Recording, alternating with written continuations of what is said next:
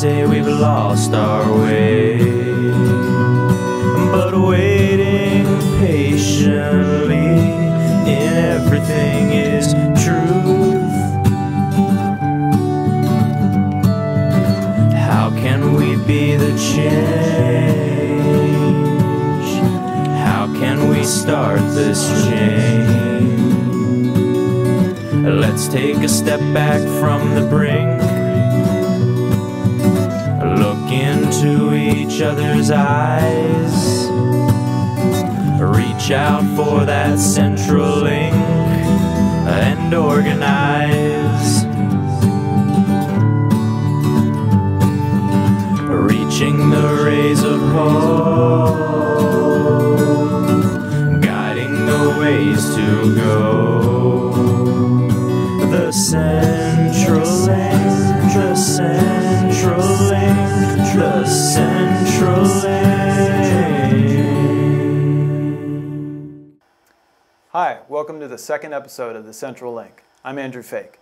You know, there's a lot of good things happening in our community. Make sure that you check out our community calendar on our website, thecentrallink.tv.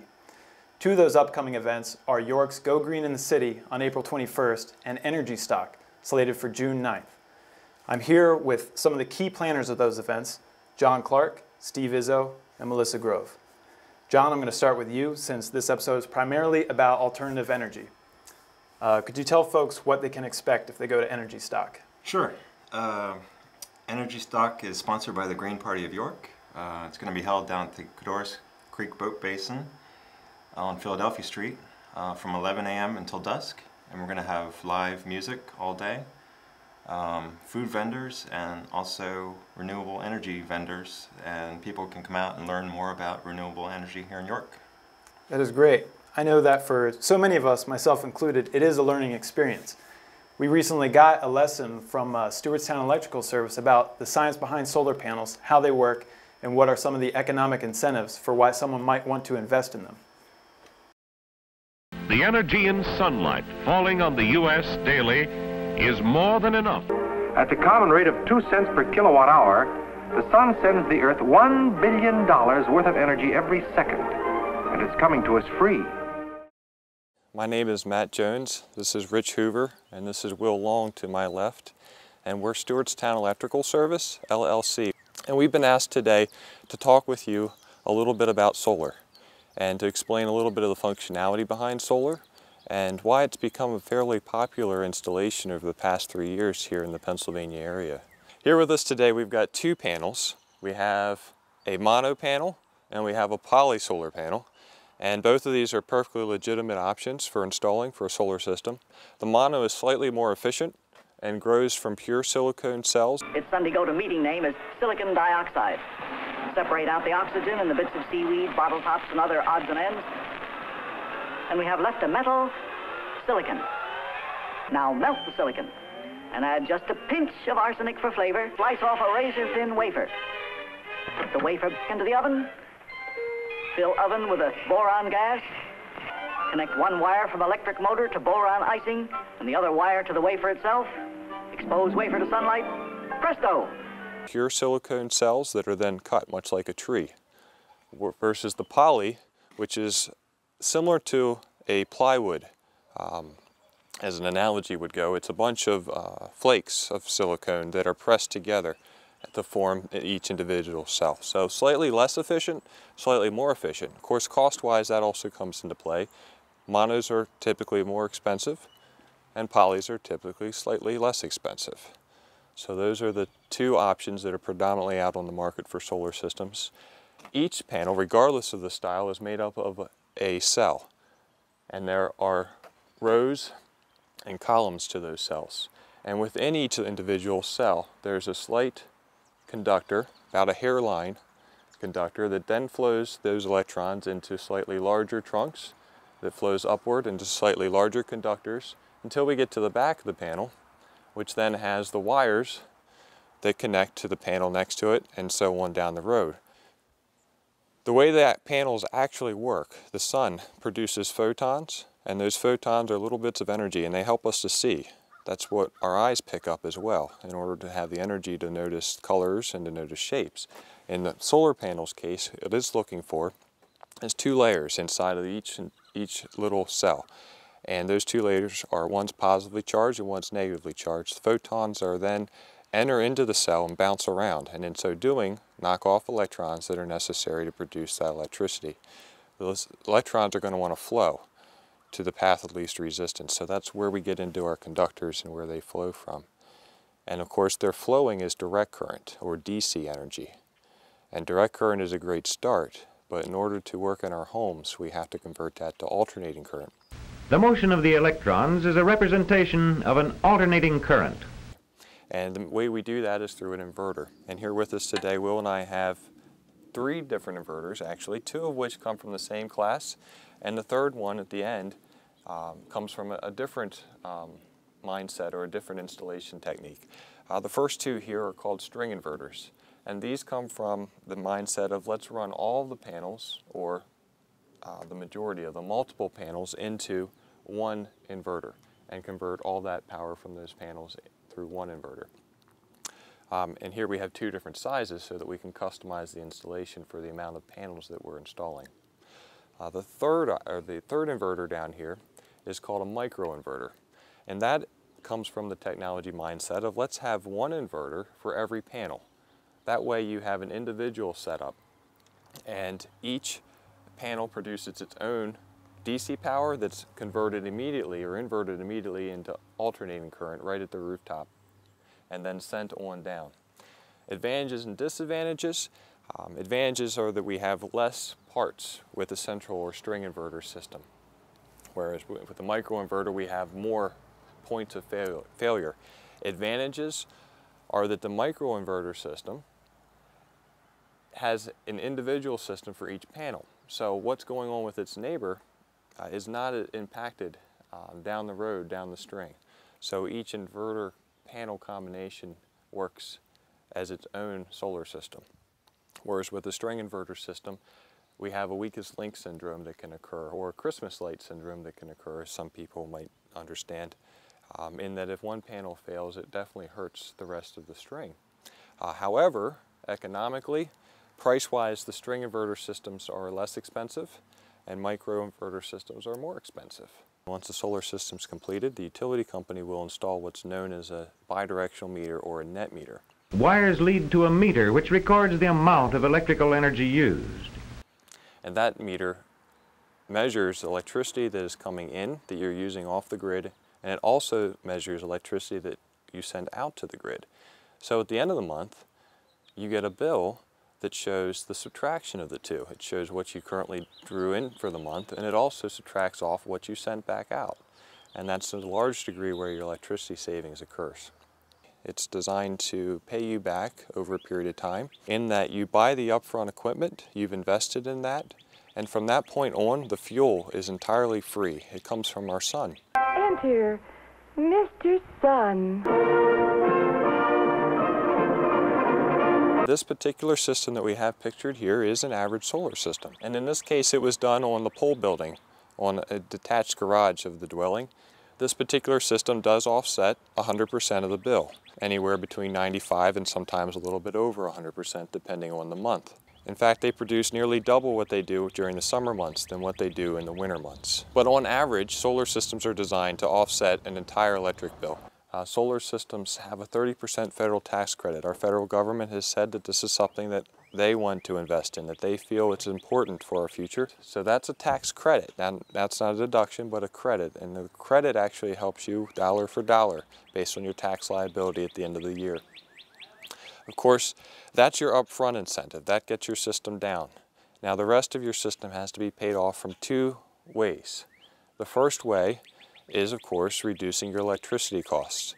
And like I said, with an average size system, we typically offset close to 100% of that. So with that being said, that's usually for most folks somewhere between $1,800 and $2,000 a year in electricity savings.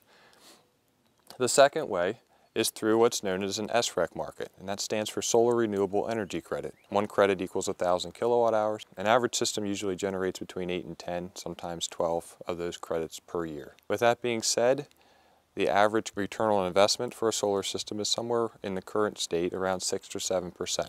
And you're counting on two things to stay active and constant for that to occur. One is the sun to shine, and the other is for electricity rates to stay at least stable, if not increase. The panels themselves do come with a 25-year warranty.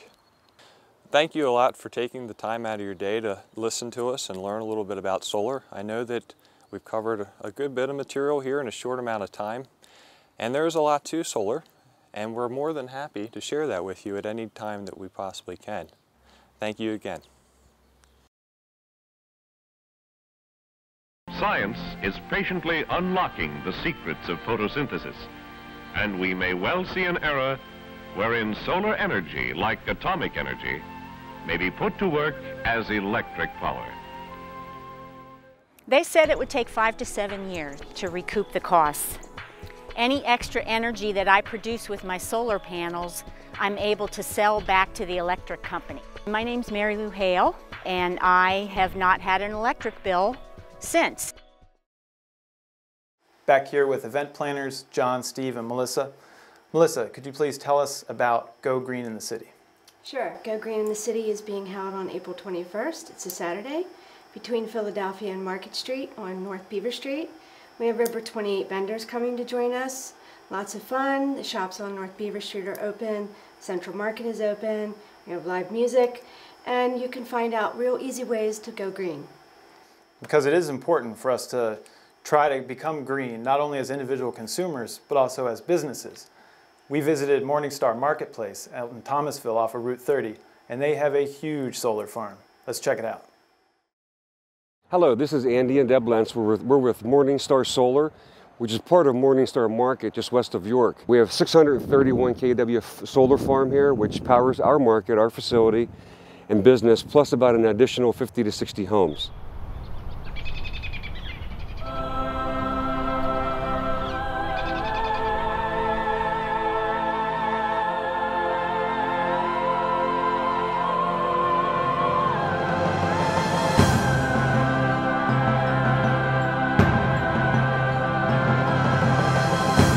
One of these systems puts out 240 volts DC.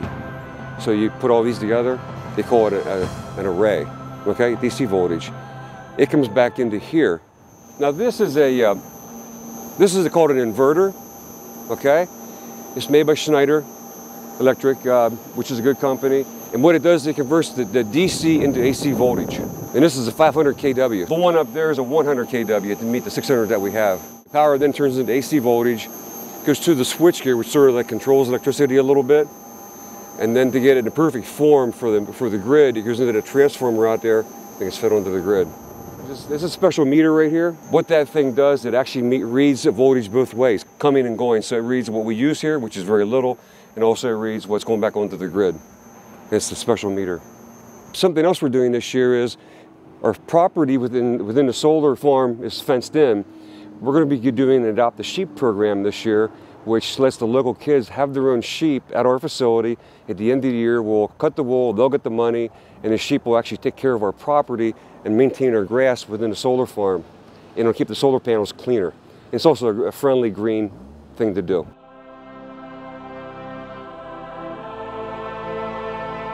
It's always facing south.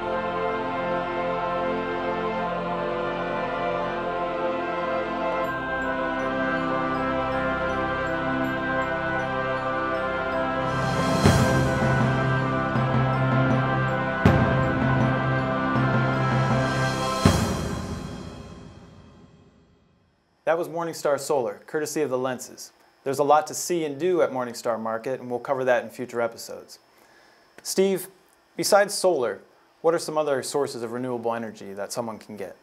There's wind generation, there's hydro, there's geothermal, and then there's the smart grid, which is a system of connectivity between sources and receivers. It's much more sophisticated than what we have now.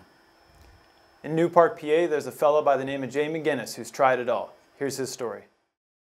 What I want to do is become totally energy self-sufficient. I make twice the amount of electricity I use because this is a farm, and my fan business, which I use electric in both, I write it off as a machinery cost for that. So That's been a lot of help. It's able to equalize the amount of gas and follow the sun during the day. It takes a while to get them waking up, so to speak, or get them to turn into the morning sun. With electric drive, that isn't an issue.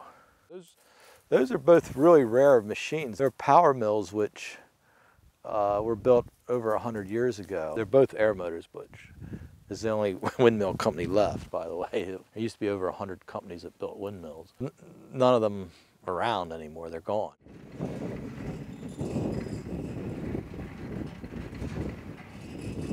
That was what I consider it a mistake that I bought that. It only provides maybe 10% of the electricity I could use here. We have a lot more sun than we do wind. Now, if you're off the grid and you're charging batteries, I would want one. Because in the winter we have 10 to 12 mile an hour wind and not as much sun. And there is a solar hot water heater. Those are the vacuum tubes. They're connected in the basement to a tank through heat exchangers and puts the heat into the tank in the basement. The air conditioning is almost free. I mean, it costs very little to run a geothermal air conditioning because you have 55-degree water. That's one of the beauties of the geothermal is that you just push a button to either go to air conditioning or heating. If you want like a payback, I mean, when people say, what's your payback? And I always say, well, you know, what's the payback of a swimming pool or a fancy kitchen or, you know, it's your priorities is what it amounts to. But if your payback on geothermal is probably the greatest of all these things right now. Geothermal is 1/3 the energy use of resistance electric heat. It's like figuring out your miles per gallon of your car. And it's calculated. You can calculate it. You know, it's something that can be done. My name is Dave Corba, and I'm the publisher of Natural Awakenings magazine. The magazine is a free magazine. Look for it at various distribution spots throughout York County. One of the best things about this magazine is the compelling editorial content, and my job as a local publisher is to reach out here to the local community.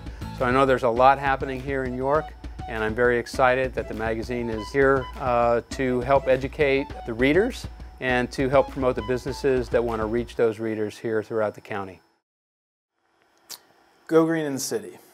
Melissa. Yes. Sweet Melissa. Yes. Tell me, is there going to be some fresh local food there?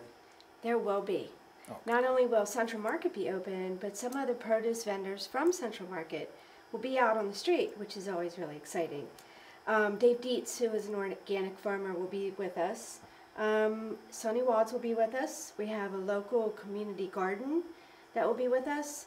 So you will be able to get fresh produce all day long. Oh, Go good. Green in the City. And you know, April 21st is a great time to get some of the season's first produce and plants. We at the Central Link want to keep you up to speed as to what farmers are doing this time of year. So we visited Flinchball's Orchards in Hellam, where we learned how to prune peach trees.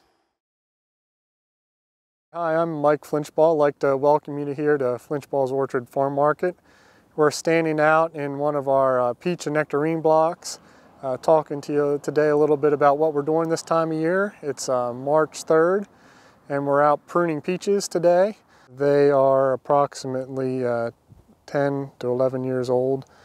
You can see the row on the left has been pruned already. The row on the right you can see is unpruned. All this growth here was growth from last year, so they grew that much over the course of a year. Basically what we do is when we're pruning, we'll come in here and thin them out, reduce the height. Our strategy when we prune is to try to leave long shoots, and the rationale behind that is you get larger peaches on long straight shoots over short and branched shoots. We're also trying to maintain the height of the tree at a level so that we can come in here and pick without having to use ladders. So we want the trees about 8 foot tall, no higher. Sometimes they're a little higher than that when we prune, but once the leaves and the fruit get on, the limbs will come down a little bit. So we try to get them down to a height that we can reach from the ground to work in them. It's much more efficient if we can work in the orchard without having to use ladders. Peaches, you can do that. Apples, it's another story. You have to let the trees get taller to get your yield, but peaches, you can keep them shorter and get a good yield off the tree. Apples, we'll start doing those first. You can start those anytime the leaves come off. You can start those in December. So all of our apples are done, and we're working on our peaches now. If we wouldn't have to prune, we wouldn't come in here and do it, but it takes time and it costs money to do it. If we wouldn't come in and thin these out, if we would get fruit in all these limbs, first of all, it'd be too many fruit. The limbs would be too heavy for the tree, it would break down. Secondly, that'd be just way too many peaches on that tree. It wouldn't grow to size. And even if you try to come in and thin all those off by hand, it would take you forever and be cost prohibitive. Another reason we prune is for the tree itself. Peaches especially, if you have real thick and they get a lot of shade, your lower branches out here tend to die out. This shoot here is dead. The reason that's dead is because it had a lot of shading on it and it didn't get enough light during the summer last year to survive, and it died out. So we come in here and thin them out so they can accumulate sugar and they can get a good color on them. My dad, my brother, myself and I, and then we have 2 full-time guys, and between us we do all the pruning over the winter. This year with the warm winter we had, we're a little more advanced. I saw several that you could see the pink in the petals already starting to develop. So we are definitely concerned about it. We'll pull the brush out into the middle of the rows here, and then we'll go through with the mower and chop it all up. Just basically mulch that back into the ground. Really long-term planning and thinking when you're managing all of that. Well, in 5 years this block is going to be out, I better have some trees coming on into production.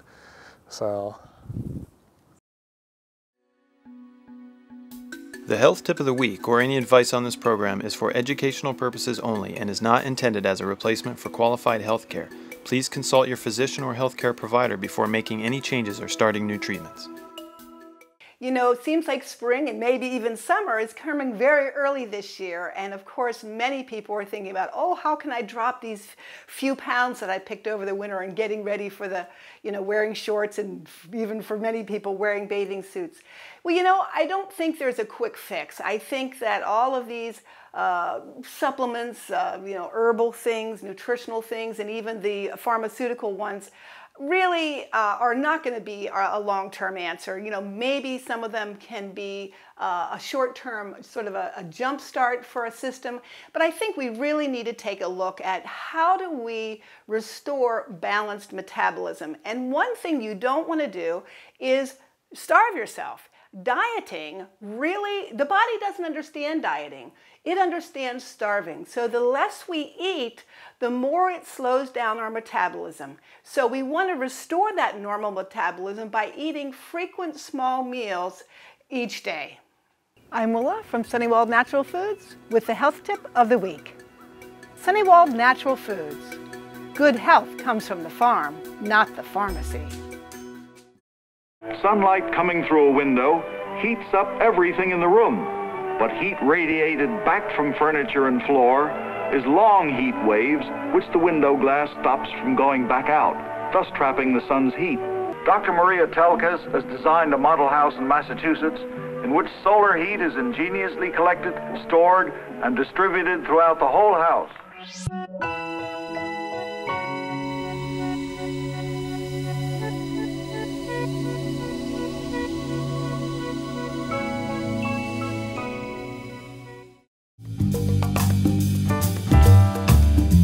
Hi, I'm Diane Delosier, and I'm the featured artist. My scenes are from the York County area, showing the beauty of the county in different seasons.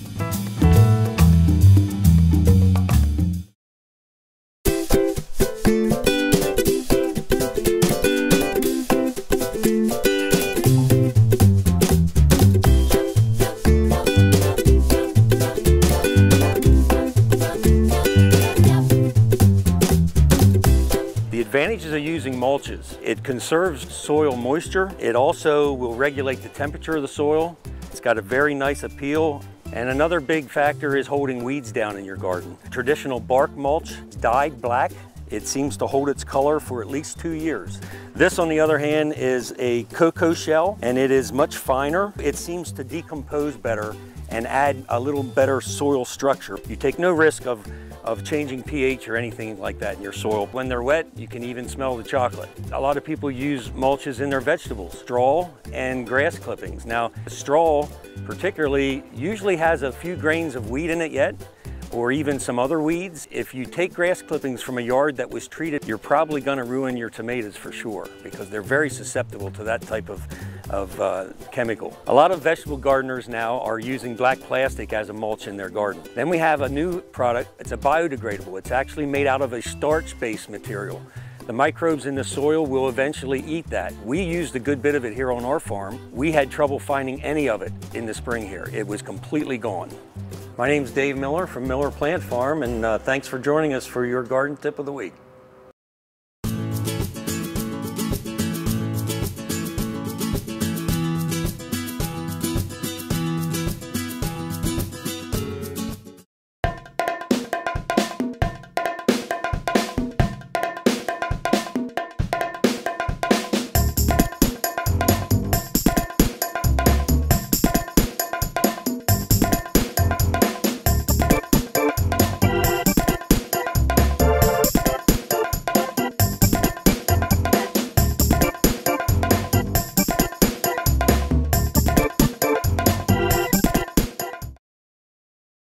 We want to thank our special guests, John, Steve, and Melissa, for being here with us today. Is there anything else that you want to add? Yeah, just that Energy Stock is going to have live bands, going to have good food. It's going to be outside. We're going to celebrate a clean, renewable energy future. And we still have spots open for vendors that are in the industry if they want to have a table or a booth or speak at our concert about what their business is all about. And they can contact us for more information. Melissa? Come down to the city and be green. With Go Green in the City and Energy Stock, you can't go wrong. Great. All right, Melissa, you've convinced us. We want to have our own booth at Go Green in the City, April 21st. So come on and check us out. That's our show. Check out our website, thecentrallink.tv, for more info and episodes. Thanks for joining us.